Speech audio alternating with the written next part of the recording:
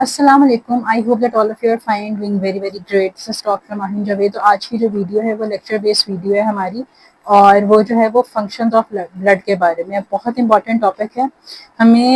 हम सारी medical field को पढ़ लेते हैं, लेकिन हमें ये समझ नहीं आता कि ब्लड जो है उसके क्या फंक्शन है। हम ये तो कहते हैं कि वो एक फ्लूइड है और उसके अंदर न्यूट्रिएंट्स हैं, उसके अंदर रेड ब्लड सेल्स हैं। बेसिक क्या फंक्शन है वो मैं आज आपको पढ़ाऊंगी। तो अपना लेक्चर स्टार्ट करते हैं। वीडियो अच्छी लगेगी तो चैनल को सब्सक्राइब कर लें, वीडियो को ज़्यादा से ज़्यादा स्टूडेंट्स के साथ शेयर करें ताकि आपको जो है वो एक नॉलेज बेहतरीन तरीके से फ्री ऑफ कॉस्ट जो है वो मिल सके। और वीडियो को लाइक कर दें, चैनल को सब्सक्राइब कर दें। Thank you so much. तो आज का जो हमारा लेक्चर है that is basically based on the functions of blood. देखो ब्लड क्या है। ब्लड को हमेशा याद रखना है, कनेक्टिव टिश्यू है। ये एग्जाम पॉइंट ऑफ व्यू से हमारे लिए बहुत इंपॉर्टेंट है कि ब्लड क्या चीज़ है। फ्लूइड तो है लेकिन एक लिक्विड कनेक्टिव टिश्यू है, ठीक है। अच्छा, अब इसके सेलुलर कंपोनेंट्स क्या होते हैं। ये ब्लड है, सॉरी ये आपके पास एक सेल है। सेल के अंदर हमारे पास डिफरेंट जो है ना वो ऑर्गेनाइज होती है। इसी तरीके से अगर ये ब्लड जा रहा है ना तो इसके भी अंदर डिफरेंट हमारे पास कंपोनेंट्स होते हैं। वाइट ब्लड सेल्स होते हैं, रेड ब्लड सेल्स होते हैं, प्लेटलेट्स होते हैं, ठीक है। तो रेड ब्लड सेल्स जो हैं इनका क्या काम है। रेड ब्लड सेल्स जो हैं इनके अंदर हीमोग्लोबिन होता है, ये ऑक्सीजन की ट्रांसफर करवाता है और कार्बन डाइऑक्साइड जो है इसको बॉडी से बाहर निकालने में हेल्प करवाता है। वाइट ब्लड सेल्स जो हैं ये आपकी इम्यूनिटी सेल्स होते हैं, फेगोसाइटोसिस करते हैं, यानी कि आपकी बॉडी से जितने टॉक्सिन्स हैं उनको रिलीज करवा देते हैं, खत्म करवाते हैं। प्लेटलेट्स जो है ये ब्लड क्लॉटिंग फैक्टर है। जब भी आपको चोट लगे और उसके ऊपर आपका जो है कोई बनना शुरू हो गया, उसके ऊपर एक लेयर आना शुरू हो गई है, तो that may be due to the platelets, ठीक है। फिर प्लाज्मा। प्लाज्मा जो है ये वाटरी पार्ट है और लाइट येलो कलर का जो है ये पार्ट है, ये फ्लूइड ही है, लिक्विड है, फ्लूइड है हमारी बॉडी के अंदर, ठीक है। इसके अंदर न्यूट्रिएंट्स होते हैं, हमारे पास न्यूट्रिएंट्स होते हैं और बाकी कुछ और सेल्स होते हैं। यूजुअली हमारे पास इसके अंदर जो अगर हम देखें तो इम्यूनिटी सेल्स होते हैं या कुछ न्यूट्रिएंट्स होते हैं। अच्छा, अब एक बहुत इंपॉर्टेंट चीज मेडिकल के स्टूडेंट्स के लिए होता है पीसीबी। जब आप ब्लड को डिस्कस करते हो ना, whenever we discuss the functions of blood, उसके अंदर जो सबसे इंपॉर्टेंट चीज हमारे पास आती है दैट इज पीसीबी। पीसीबी क्या है? पैक्ड सेल वॉल्यूम, ठीक है। वो मैं आपको अभी आगे बताती हूँ। पैक्ड सेल वॉल्यूम में से थोड़ा सा यहाँ पे समझ लो कि अगर यहाँ पे ब्लड है ना तो इसके अंदर अगर मैं इसको कंप्रेस करती जाऊँ तो ये सारे एरिया के अंदर we have packed cell volume, यानी कि आपके सेल अगर मैं इकट्ठे कर रही हूँ तो वो कितने आ रहे हैं, ठीक है। अगर हम ब्लड को चेक करते हैं एवरेज बॉडी के अंदर तो वो इसकी इतनी अमाउंट है 5 to 6 लीटर्स। फिर हमारे पास जो ब्लड की पीएच है, अच्छा कुछ लोगों के अंदर मे बी ये कम हो जाए ज़्यादा हो जाए, उनकी डिजीज़ पे डिपेंड करता है और उनकी लाइफस्टाइल पे, उनकी बॉडी किस तरह की उस पर डिपेंड करता है। अब पीएच जो है नॉर्मल ह्यूमन बॉडी की वो 7.45 होती है, और ये प्लस माइनस ये इतना हो सकता है, 0.05 का डिफरेंस आ सकता है, मतलब इतना ज़्यादा हो सकता है इतना कम हो सकता है, लेकिन इतनी अगर इस, और ये जो है ये एल्कलाइन होती है, यानी कि ये बेसिक पीएच है, ये एसिडिक नहीं है। और अगर ये कम होती जाए तो ये एसिडिक हो जाती है, पेशेंट कोमा में चला जाता है, पेशेंट की डेथ भी हो जाती है, ठीक है। तो पीएच अगर आपकी ज़्यादा है ना, सॉरी पीएच अगर आपकी कम है तो इसका मतलब कि वो एसिडिक है। जिस तरह लो पीएच है तो वो एसिडिक हो गई। एसिडिक यानी कि उसके अंदर हाइड्रोजन आइन ज़्यादा हो गए, ठीक है। और अगर बेसिक है तो उसके अंदर हाइड्रोक्साइड आइन ज़्यादा हो गए।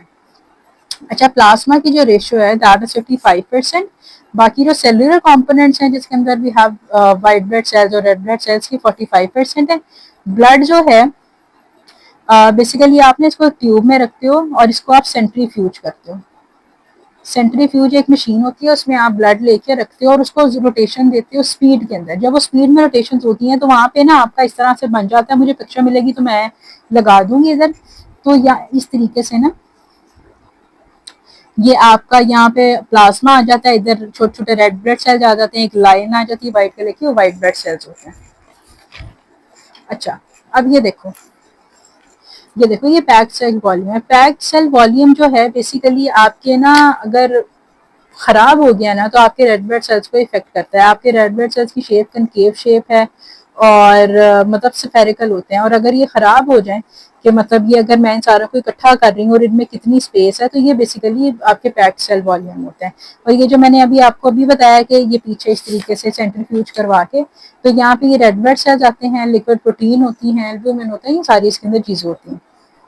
अब देखो ब्लड के अंदर मैंने इसको यहाँ पे इस तरीके से कैटेगराइज कर दिया है कि सेल्स और प्लाज्मा। जो पैक्ड सेल वॉल्यूम अगर मैं देखूं, अच्छा पैक्ड सेल वॉल्यूम है ना, सिर्फ आप सेल्स वगैरह लेते हो, तो ये 45% है। प्लाज्मा का लूँ तो ये 55% है। अब इसके अंदर देखो व्हाइट ब्लड सेल्स की अगर मैं देखती हूँ तो ये 5 मिलियन माइक्रोलीटर, और अगर मैं सॉरी रेड ब्लड सेल्स को देखती हूँ, व्हाइट ब्लड सेल्स को देखती हूँ तो ये 4000 से 11,000 माइक्रोलीटर इस तरह से आएंगे।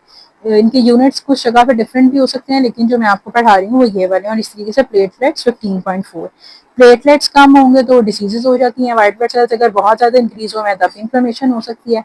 प्लाज्मा जो है उसके अंदर 91% वाटर होता है, ठीक है, और बाकी जो रिमेनिंग 9% होते हैं वो सॉलिड्स होते हैं, उसमें न्यूट्रिएंट्स जो हमारे पास होते हैं, जिस तरीके से sodium, potassium, calcium, magnesium, bicarbonate ions, chloride, phosphorus, protein, iron, ferrous, ferrate, ये जो है आयरन वगैरह ही हमारे पास होता है, ठीक है। अब और अगर हम इन ये जो मैंने आपको जितनी ये चीजें बताई हैं ना, जो न्यूट्रिएंट्स है वो इनऑर्गेनिक है।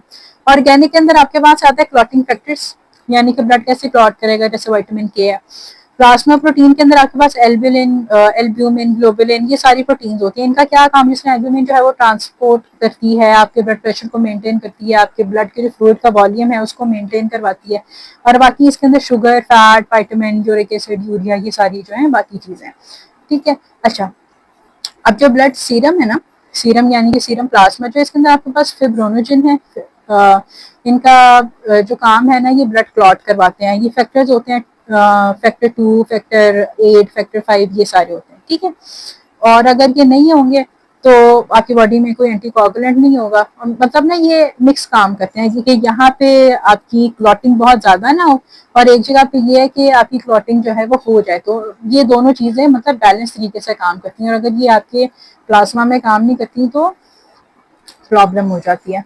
ब्लड जो है सही तरीके से क्लॉट नहीं करता, ठीक है। ये अगर बहुत ज्यादा क्लॉट कर देता है तो मसला बन सकता है हेमरेज का।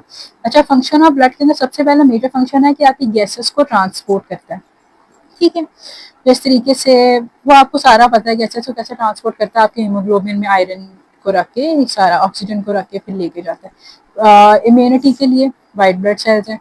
Clotting factor, anti clotting factors के लिए भी आप प्लेटलेट्स, फिब्रिनोजेंस और क्लॉटिंग फैक्टर्स हैं। प्लाज्मा प्रोटीन के फंक्शंस हैं, यानी कि आपकी ब्लड का जो प्रेशर है उसको रेगुलेट करता है, उसको मैनेज करता है।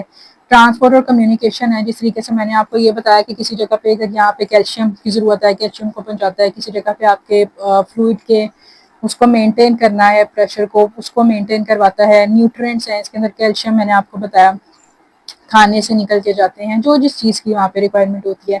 एक्सक्रीशन को करवाता है, जैसे यूरिया, क्रेटिनिन, इनको होम्योस्टेसिस, यानी कि आपका जो सॉरी पूरी की पूरी बॉडी का जो एक नॉर्मल मैकेनिज्म है उसको मैनेज करवाता है, ठीक है। और टेम्परेचर रेगुलेशन करवाता है, ठीक है। आपने आस पास देखा होगा कि किसी को बहुत ज्यादा जो है वो हो जाता है, बुखार होता है, तो हम जो है उसको एक तो पानी पिलाते हैं और ठंडे पानी से उसकी पट्टियां करते हैं। अंदर पिलाने का ही मकसद होता है कि बॉडी में अगर हीट बहुत ज्यादा हो गई है तो वो यूरिन के थ्रू बाहर एक्सक्रीट आउट हो जाती है, ठीक है। एक पेरिफेरल स्मीयर टेस्ट होता है ब्लड के अंदर चीजों को चेक करने के लिए। आप ना एक समझो ये स्लाइड है, ये स्लाइड है। इस स्लाइड पे आपने एक ड्रॉप डालना है और दूसरी स्लाइड को यहाँ पे रखें, ये ड्रॉप डाला हुआ है ना, ठीक है। स्लाइड को यहाँ पे रख के ना पीछे को नहीं लेके जाना, आगे को लेके जाना, ठीक है। और उसके ऊपर स्लाइड का कवर रख देना। फिर जब आप इसको उसके नीचे देखते हो माइक्रोस्कोप के नीचे, तो वहाँ पे आपको भी बहुत सारी चीजें नजर आती हैं। लिम्फोसाइट्स नजर आते हैं, आरबीसीज नजर आते हैं, न्यूट्रोफिल्स नजर आते हैं, मोनोसाइट्स, तो ये सारी चीजें आपको नजर आती हैं। तो ये आज की वीडियो थी। अच्छा, ये देखो, ये दो स्लाइड्स हैं और 45 के, मतलब ये ऐसे ये स्लाइड है ना, तो ऐसे नहीं सीधा रख के लेके जाना, थोड़ा सा 45 के एंगल में बना के ऐसे करना, ब्लड फैलता है और फिर उससे आपको नजर आना शुरू होता है। तो ये आज की वीडियो थी। कोई चीज़ नहीं समझ आई तो पूछना, वीडियो को लाइक करें, चैनल को सब्सक्राइब कर लें। Thank you so much.